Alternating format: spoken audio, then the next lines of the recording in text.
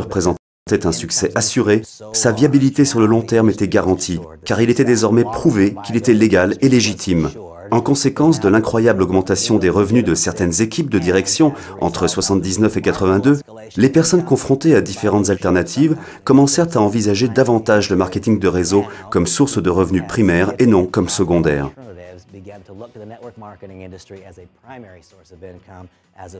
En 82, 83 et 84, plusieurs standards de l'industrie étaient nés.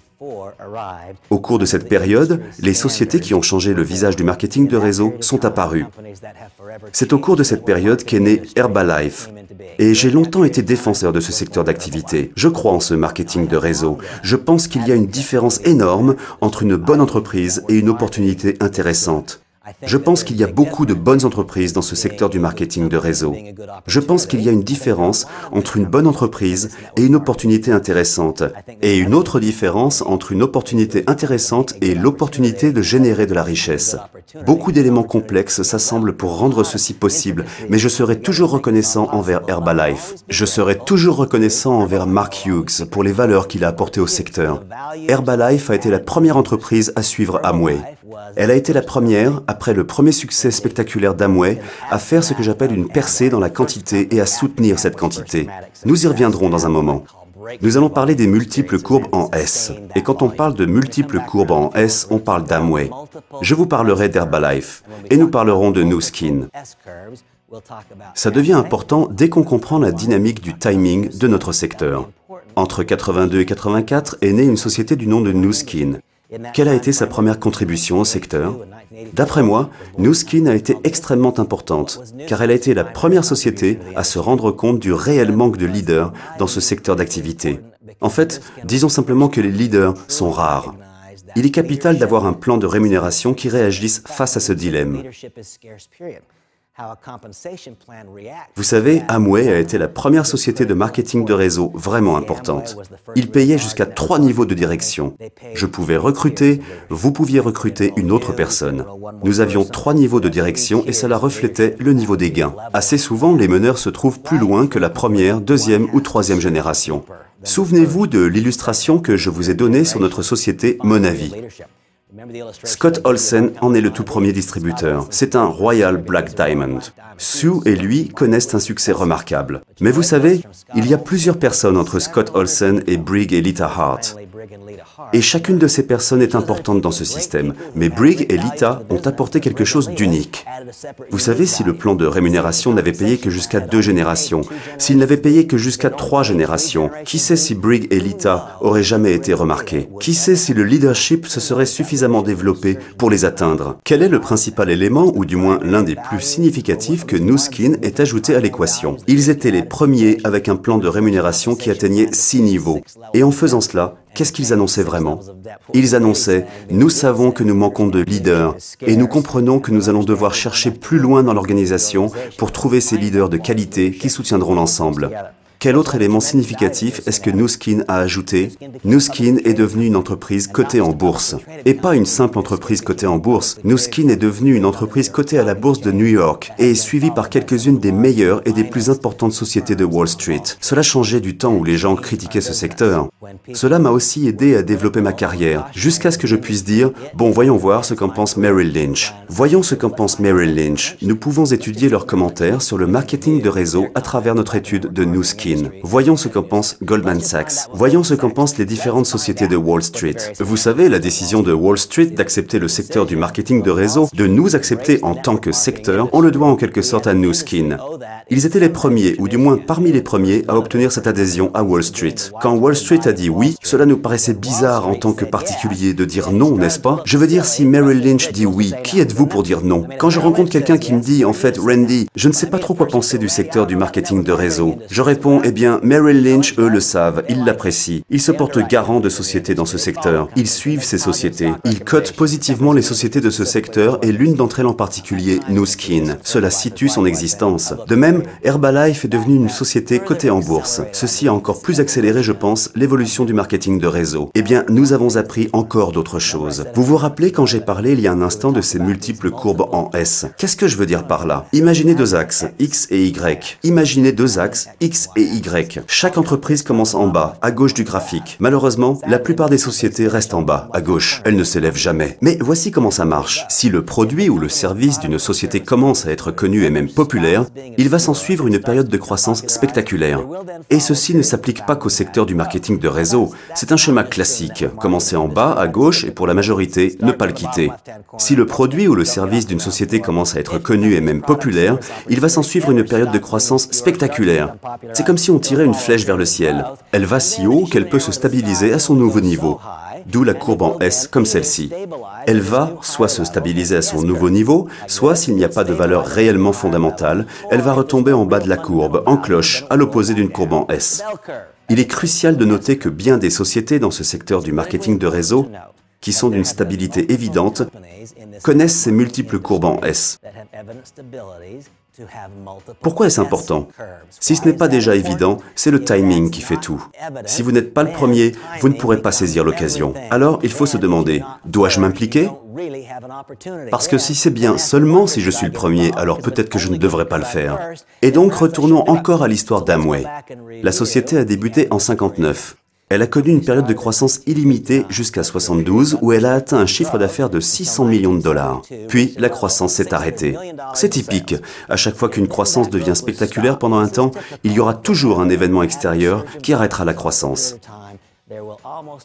Et cette fois-là, c'était un événement externe vraiment marquant. C'est le procès contre Amway qui a arrêté cette croissance. Maintenant, très important à souligner, ils ne sont pas redescendus en bas de la courbe. Ce n'est pas devenu une courbe en cloche. Elle s'est maintenue à un autre niveau plus élevé. Comment et pourquoi ?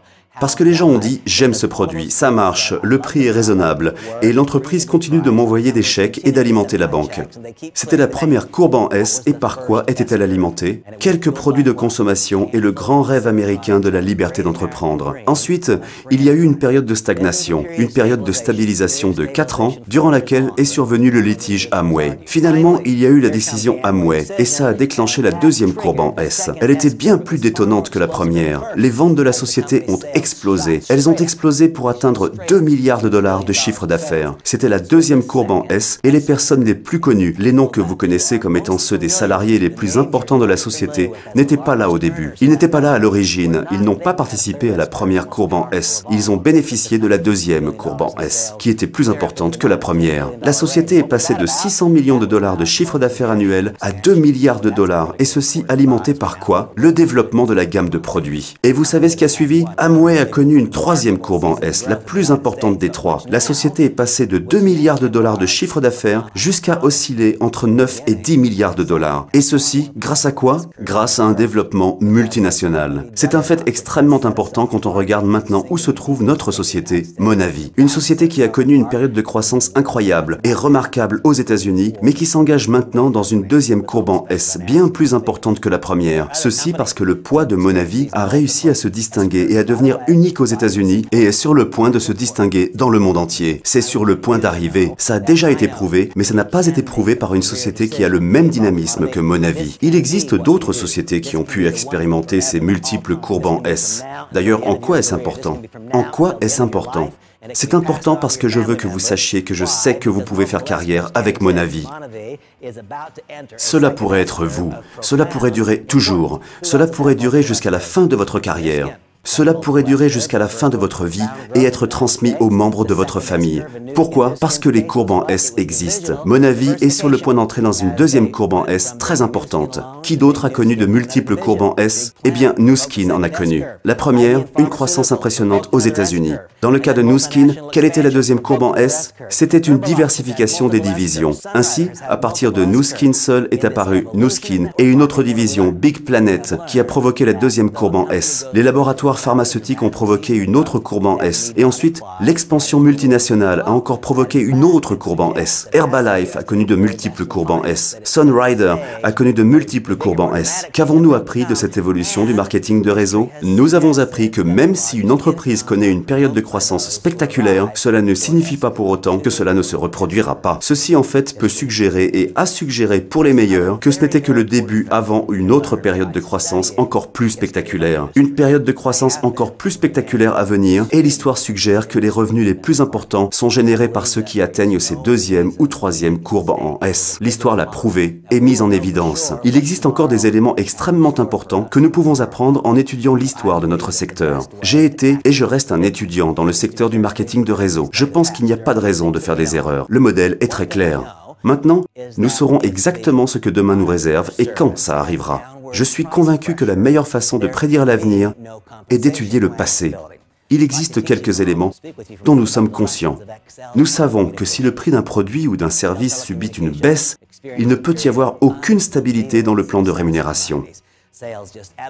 J'aimerais vous enseigner, vous parler pendant un moment des leçons à tirer d'Excel Telecommunication. Excel Telecommunication a connu une période de franc succès dans les années 90. Les ventes sont montées en flèche en étant basées rien que sur la télécommunication, un service technologique téléphonique. Ce succès est apparu à une époque où nous étions tous habitués à payer 35, 40, 45 cents et même 57 la minute pour un appel longue distance. Le plan de rémunération a été créé dans l'idée que nous allions payer 35, 40 ou 45 cents la minute pour un appel longue distance. Mais dites-moi, est-ce que quelqu'un accepterait de payer à nouveau 35 cents la minute pour un appel ? Bien sûr que non. Quand nous avons arrêté de payer 50 cents la minute pour payer 25 cents la minute, le plan de rémunération entier a dû être revu et corrigé. C'est une chose qui a été prouvée depuis longtemps dans le marketing de réseau. L'instabilité du plan de rémunération engendre l'insécurité parmi les distributeurs. L'insécurité parmi les distributeurs garantit un manque absolu, un arrêt, une cessation d'activité. Et donc, quelles leçons en tirer? Apprenons les leçons du passé. Excel Telecommunication a connu une période de croissance spectaculaire, incroyable et ahurissante. C'était passionnant.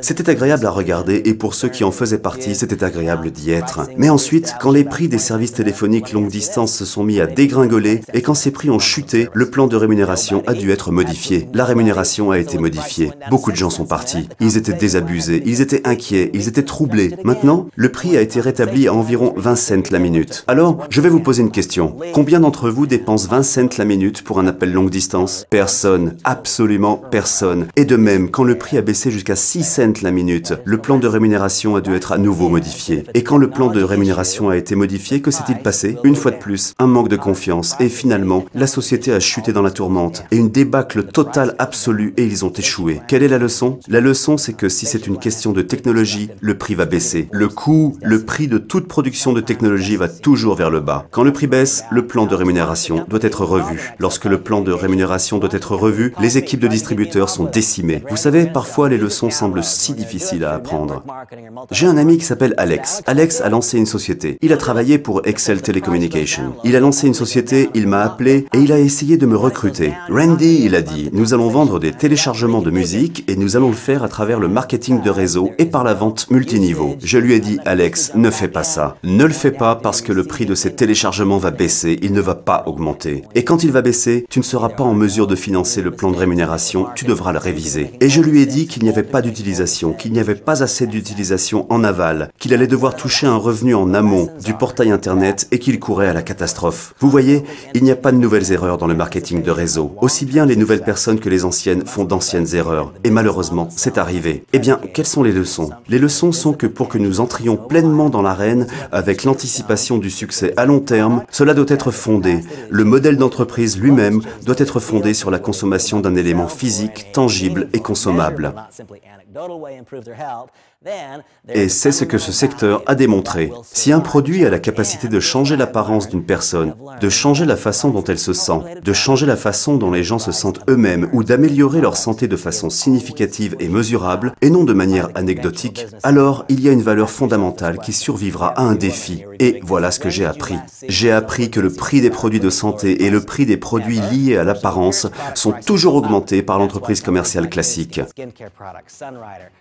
Posez-vous cette question. Si vous êtes une femme et que vous lisez ceci, quand avez-vous vu L'Oréal, Estée Lauder ou Clinique baisser leurs prix? Jamais. Les prix des produits liés à l'apparence personnelle augmentent. C'est pourquoi les sociétés comme les produits de beauté Nu Skin, Sunrider, les produits de soins personnels sont en mesure d'avoir des plans de rémunération stables, parce que ces modèles de tarification sont soutenus en dehors du secteur de marketing de réseau. Quand avez-vous vu le prix des soins de santé baisser? Jamais. Avez-vous déjà vu le prix des soins de santé baisser? Non. C'est pourquoi les entreprises du secteur des compléments alimentaires, des soins de santé préventifs, des soins de santé naturelle, des compléments ont des plans de rémunération qui sont stables parce que les prix n'ont pas tendance à baisser. Eh bien, je pense que mon message ici est qu'il y a un passé très ancien, une histoire dont nous pouvons tirer des leçons et à laquelle nous référer. L'histoire tout entière peut s'appliquer à Monavi. Et nous pouvons également prendre en considération l'expérience de Monavi au cours de ces 4 premières années. Et nous pouvons arriver à une conclusion réfléchie, bien pensée, qu'il y a quelque chose de spécial. National Safety Associates, une société remarquable. Une de ces sociétés qui sont entrées dans le secteur dans les années 80